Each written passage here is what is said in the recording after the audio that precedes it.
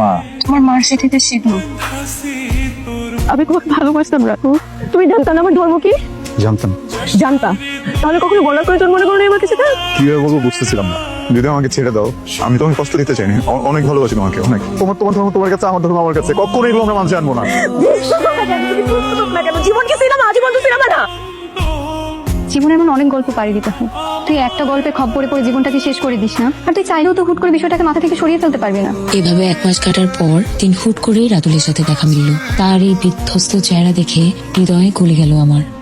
দূর থেকে 2 ফোঁটা চোখের জল ফেলে এগিয়ে গেলাম তার দিকে। সবকিছু ঠিক করে ফেলি প্লিজ। আমি নিতে পারতেছি না প্লিজ। বাড়ি থেকে তো অনেক প্রেশার বিয়ের জন্য। তোমাকে একটা কথা বলি, তুমি তোমার বাবা আমার পছন্দে বিয়ে করে ফেলো। আর তুমি স্বার্থপর মতো একটা ডিসিশন নিছো, এবং তোমার এই স্বার্থপর মতো ডিসিশনের কারণে আজকে আমি এখানে দাঁড়াইছি। রাতুল তার কথা রেখেছিল, সে আর কোনোদিন বিয়ের কথা বলেনি। ততদিনে আমার গ্রাজুয়েশন শেষ হয়েছে।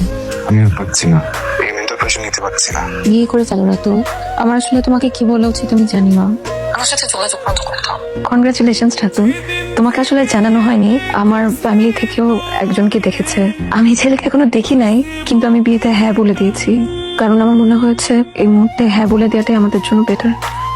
চলো আমরা একটা কাজ করি, আমরা একই দিন বিয়ে করব, একই দিন হলুদ করব, একই দিন আরেকজনের হয়ে যাবো। ভালো হবে না? তোমাকে হলুদ পরিমতো লাগছে জুই। আমার কালো গায়ে হলুদ রং মানায়নি। তুমি আমার জীবনে নেই ভাবলেই কেমন অসহায় অসহায় লাগে, বুকটা হাহাকার করে ওঠে।